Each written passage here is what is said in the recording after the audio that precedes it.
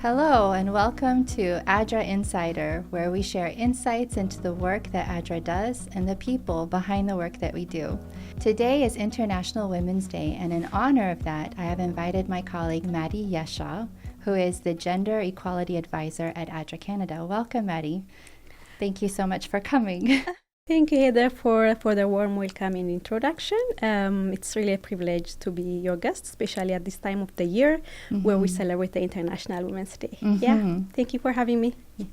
So, Mahider, you're here to unpack for us today the issues regarding gender equality, specifically in humanitarian work and in development work. And the little bit that I've had a chance to get to know you, I can see that this is something that you feel personally passionate about.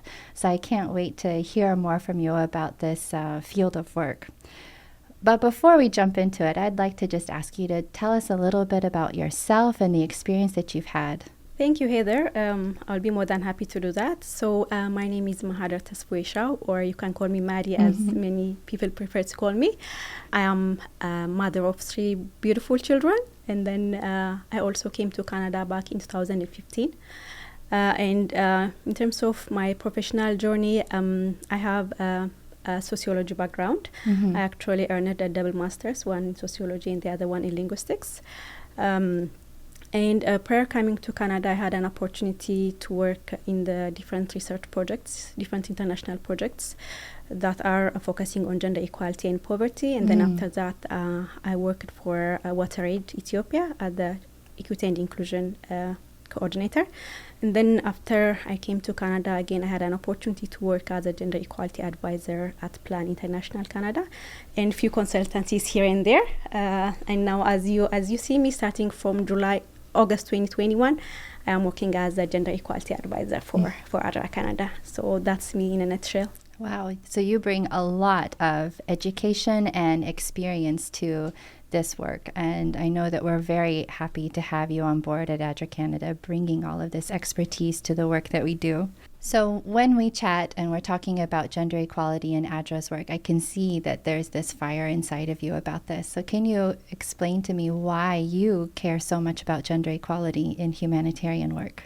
So Heather, as you said, gender equality is more of a personal experience for me. I would say I became very passionate to work on gender equality and in general on human rights since I was in the university, but also the community that I grew up and raised, that's back home in Ethiopia, really influences my choice of profession because I observed a lot of women and girls deprived of basic human rights and services. So because of that, women were unable to unleash their full potential and get out of poverty. So these are some of the reasons that make me really passionate to work on women and children. So you say that in this field of work in humanitarian and development work, gender issues circle around human rights. They circle around breaking the cycle of poverty and achieving individual potential. That's true. So I can see why all of that would play into the work that ADRA does, because ADRA's work is about serving humanity so all may live as God intended, using their talents, reaching their potential, and bringing about good in this world and having the avenues to do that. So it makes sense why this is an important part of ADRA's work. I'm wondering if you can explain a little bit further why you think it's important to include gender, and in particular gender equality, in the programming that we do at ADRA Canada. I believe that gender equality should be an integral part of both emergency or humanitarian and development programs because as you may know, emergency or humanitarian crisis exacerbate already existing gender inequalities and it also pose greater access barriers to women, girls, men and boys. But there's a large body of evidence indicating that it's the women and the girls that are highly impacted by crisis. Humanitarian situation also increase the risk of gender-based violence and sexual exploitation and abuse to women and girls because of the structural inequalities, the power imbalance, as well as their gender role in the community. So it's really important to incorporate gender in our humanitarian programming, as well as we cannot talk about sustainable sustainable development while ignoring 50% of the human force, which are the women. So, right? So in order to have a sustainable and prosperous world, we need to incorporate both the views of men and women in all what we do. So just to back up a little bit, in our humanitarian response, people immediately think of they need food, they need water, they need shelter. And that is true. Those are the immediate, tangible, basic needs. But just as important, the most vulnerable people, which include the women and the girls and the children, need protection from exploitation. That's what I'm hearing that you're saying when it comes to our work in the humanitarian sector. Yes, that's true. There is, again, a large body of evidence showing that actually crisis and humanitarian situations affects women and men a lot. There is also data saying that 80% of the displaced people in the world are women and girls. So disaster affects men, women, boys, and girls differently, and it's really important to conduct a gender analysis at the onset of the emergency so that we'll be able to see their risks, capacities, and needs, so that we can address those gender gaps in our programming. As a current example of a humanitarian crisis, I believe what's been uppermost in the media right now is the Ukraine crisis and the hundreds of thousands of refugees that are pouring over the borders. And we know that most of them are women and girls. And from what you're saying, these women and girls are at risk of sexual exploitation, human trafficking, and all kinds of other abuses simply because they are among the most vulnerable. I know that Ukraine is not the only humanitarian crisis happening. So, Heather, you said it's right. Gender-based violence has been used as a weapon of war in many situations of war and crisis. And it's the women and the girls who are disproportionately affected by that because they are exposed to sex trafficking, child marriage, as well as sexual exploitation and abuse. That's why it's really important to have a robust gender analysis at the onset of humanitarian programming so that we'll be able to identify the risks that different parts of the community are facing, their needs as well as their capacities, because I strongly believe that women can also be part of the solution because they have a lot of resilience, they have a lot of experience managing risks at the communities. So it's really important to unleash their potentials in responding and mitigating emergency situations. So given all of that, how does ADRA mainstream gender equality into their programming? How does ADRA incorporate these issues, these concerns, into what they do, both in an emergency response and in development? At ADRA Canada, we strongly believe that gender equality is a human rights issue. And so it's at the heart of our programming. So we always ensure to mainstream gender equality both in our development and emergency programming. We have also our gender equality policy back in 2015 that clearly shows our commitment to gender equality, as well as it gives us clear guideline on how to go about gender in our both development and emergency programming. And as ADRA, as an international development and relief agency, as well as a Christian focused or based organization, we deliver justice, compassion, and love in all what we do, so that we can tackle any inequalities among the communities, so that they can live as God intended them to live. For me personally, I'm so grateful that we incorporate gender equality into our programming because it flows out of what we believe as a faith-based organization. We believe that we're created, each of us, male, female, boy, girl, young, old, in the image of God, and that Jesus' sacrifice was for all, and we are each of us of infinite value. And to make sure that all can experience that value, that all can pursue their God-given potential is critical to the work that we do and absolutely must be a part of what we do. I sometimes heard people misquoting the Bible to enforce gender inequality in communities, but that's not true. There's so many examples of God reaching out to women and to their children, especially women who had no other protector. The widows, and showing that concern and that care just as much as he did for men, whether it was in the Old Testament or in the New Testament, and even still today. It doesn't matter where we fall in the history timeline of our world. These two facts remain. We're all created in God's image, male and female, young and old, boy and girl. We're all in his image. And he died for all of us. And so each of us is of infinite value. And it excites me beyond words that ADRA incorporates gender equality into all that we do so that everyone who is of value to God and is in his image bearer, can realize the kind of life that he wants them to live, that they can achieve the potential that he blessed them with. Each person, male and female, has been given talents and things that they can do to contribute to the betterment of their families, of their societies, of this world, and that we can be a part of helping that to happen. It just thrills me, honestly. Yeah. I don't have all of the science behind it like you do, and all of the programs speak, but I can see the value and the necessity, absolute necessity, of including this in the work that we do. As ADRA Canada, we also comply with the FAIR policy, that's the Feminist International Assistance Policy of the Government Canada, that clearly states that gender equality and women empowerment are critical components of any projects that we are implementing. The policy further states that it's really important to include women empowerment and gender equality to have a sustainable development as well as a prosperous and stable world. Mm-hmm. So we are also working toward that. At ADRA Canada, we are mainstreaming gender equality or incorporating gender equality in our emergency and development programs in a variety of ways. Mm-hmm. First, we make services closer to where the women are. For example, mm-hmm. simply by providing water and sanitation close to the community, we save a lot of time for girls to go to school as well as for other women to engage in other empowerment programs mm-hmm. or self-development.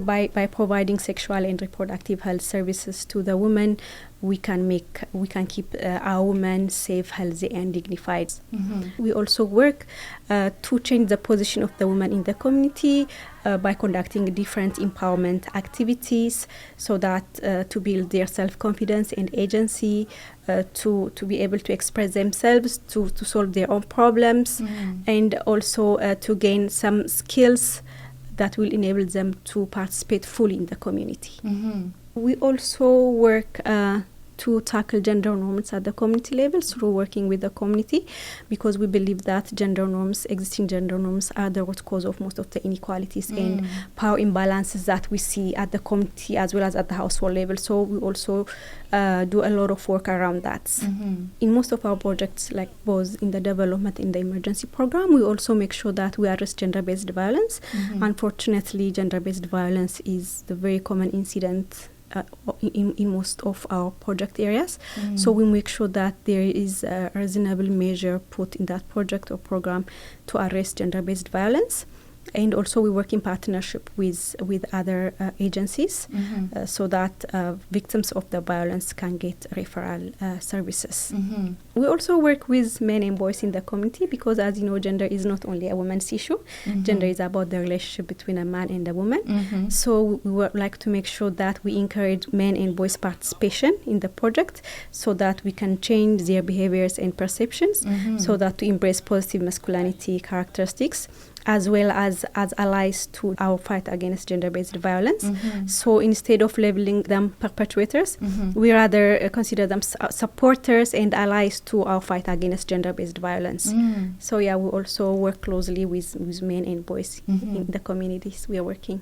I think that's absolutely necessary, because if you don't have the buy-in, then it's not going to continue once the project is over, right? Yes, that's right. And it absolutely is at its core an issue of perception mm-hmm. and understanding, and then the behavior follows from that. So I'm so thrilled to hear that our gender equality work addresses that, instead of just saying, I don't know, you're bad, stop it, mm-hmm. or don't let him hit you. Yeah, like it goes after the root causes and mm-hmm. and the sources, and trying to change hearts and open minds to understanding how that negatively impacts not only the women in their lives, but their families and their communities as a whole. Even though it seems that men and boys benefit from the gender equality, it's not the case in many of the instances, because some of the societal expectations pressure boys and men to be the sole breadwinners of the household, as well as putting them into risky behaviors. So it's really important to work with men to help them embrace those positive masculine behaviors and characteristics, so that they can build a healthy and a happier family. What you're saying makes me think of a recent project that we did in Rwanda, where they were working with gender equality at the household and the community level. And one story that a colleague brought back was from a young man named Alfred. And he and his wife, they were married, and he told my colleague, I beat my wife, and I don't know why.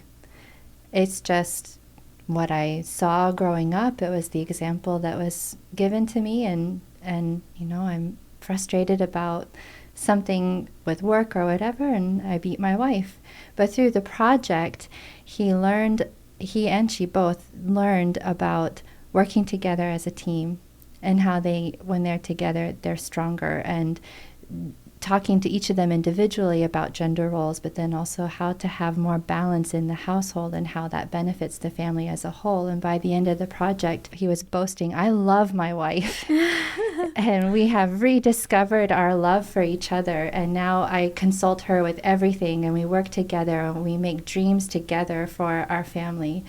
To me, that's just a beautiful example of what you're talking about, of how gender equality is an issue of the relationship between men and women, and that it takes both sides have disadvantages from the gender norms and expectations, and both sides benefit from this kind of work, and it just makes for happier, healthier, more prosperous and sustainable families and communities. That's right, Heather. As you know, gender is a social construct. Roles and responsibilities of men and women. It's a learned behavior. It's something that we learn from the society. It's something that we learn at home. It's something that we learn through the media. It's something that we learn through our education system. So which means it can be also unlearned, right? So through education, through continuous sensitization, we are able to change, we are able to bring gender norms. We see now a lot of women going into non-traditional gender roles, right? So it's possible, even though gender equality is not as straightforward. It's a little bit complicated, but if we put the right time and right effort, it's not impossible to achieve. Yeah. As well as all the benefits that flow from that. Exactly. It's not only benefiting women, it benefits their children, it benefits the household, it benefits the community as well as the whole nation. For example, in nations where there is greater gender equality or there is less gender disparity, we see a lot of progress among the communities in the nation as a whole. So, I would like to highlight that gender equality benefits all. At ADRA Canada, we are not doing all this by ourselves, right? We believe that gender equality is going to be sustainable if we work together with other actors as well. So we make sure that we partner with the community. So we work directly with women and men. We encourage them to participate in our projects, starting from the design to implementation, monitoring, and evaluation, so that they will own the project and they will feel that they are active agents of the whole process, right? We also work with different agencies in the project area. We work with local government. We work with other local NGOs in that project area. To sustain the outcome of our projects. We also work with traditional or religious leaders so that they will push those gender values that we want to transfer to the community. We also work through building the capacity of our partners so that we make sure there's a reasonable capacity to implement gender in the programs and projects. Maddie, I'm wondering if you can give me just a couple of concrete examples of how gender equality is beneficial to everyone in a family, to everyone in a community. I think most obvious would be for the women. They're no longer suffering from sexual and gender-based violence, domestic abuse, exploitation of all kinds. They have open doors and avenues to pursue and achieve their potential. That would be the ideal, right? But what about for girls? And I'm wondering about for men and for boys as well, how do they benefit from gender equality being built into our programming? In most of our projects, I see a very practical and tangible change in the lives of both men, women, boys, and girls, and specifically women and girls. For example, I can mention our project that we are implementing in Sudan. It's called IWASAP 2. And in that project, we bring water and sanitation facilities closer to the women. So now more girls can go to school, so women have more time to engage in other productive activities. They have some leisure time for themselves. So it's really a very good impact that we see on women and girls in that community. Again, just to mention another project that we are implementing currently, it's called the Together Project. In the Together Project, we are providing sexual and reproductive health services to women and girls in that community. So through that project, we'll be able to keep our women safe, healthy, and dignified. So we can see a lot of benefits of our projects to improving the lives and the condition of women in our projects. Some of our projects are also contributing towards the social and economic empowerment of women and girls. So we see more and more women getting economic opportunities, livelihood opportunities, so that now they have better access and control of financial resources, as well as better bargaining power and joint decision making at the household level. So it's something that really fascinates me whenever I think about those projects. We also see a lot of women now being part of the different advisory committees of our projects, and sometimes we found them at the leadership position of those committees, which is really fascinating. This is something that we'd like to see, right? Gender equality is not only about a number, it has to go beyond that. It has to be, real participation in the decision making, real participation in the leadership position. So the women are getting there, and it's really fascinating to see that happening in our projects. And in some of our projects, like we are implementing in India, we see the local women doing grassroots level advocacy, speaking up for themselves, going to the local leaders to bring about their questions. We sensitize women in the project area about assertive communication. We also sensitize them about gender-based violence, like what are the root causes of gender-based violence, what is the consequence of gender-based violence, what services are available for them to get services for the victims of the violence. So all those stuff helps to empower women more and more to stand up for themselves and to make decisions that really matters in their life. And to understand what the options are that are available to them and what kind of support is out there, that they're not on their own facing this. That's really important. We also see more and more men involved in the non-traditional gender roles at home.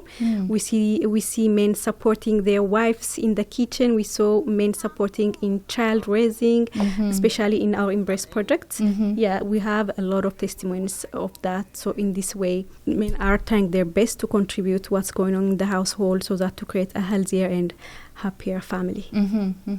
Heather, it's also really encouraging to see some gender norms being changed at some communities.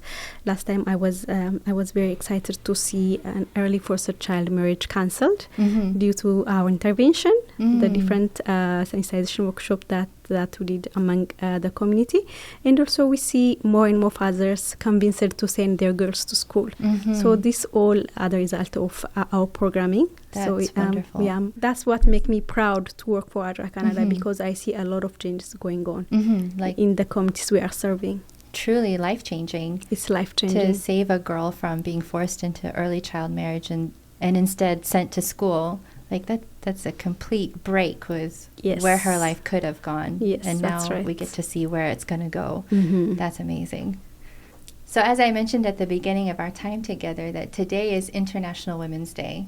And as I understand it, every year the day has a different theme. So I'm wondering if you can tell us what this year's theme is. March 8th is the time of the year that we celebrate and commemorate women's and girls' political, social, and economic achievements. It's the day that we also celebrate the progress that has been done so far to narrow the gender gap, as well as to redirect political priorities of leaders.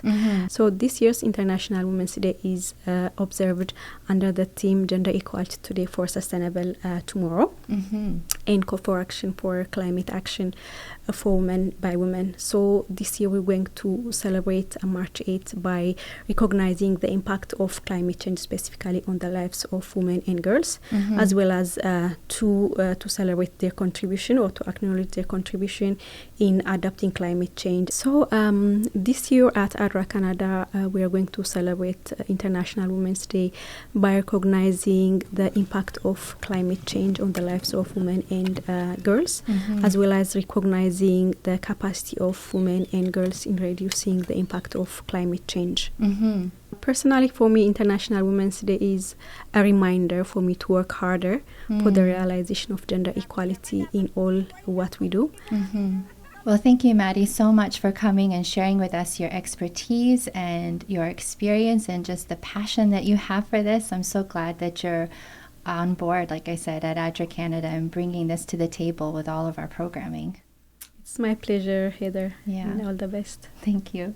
So if you would like to learn more about how ADRA is incorporating gender equality into our programming, I invite you to visit our website at adra.ca/women.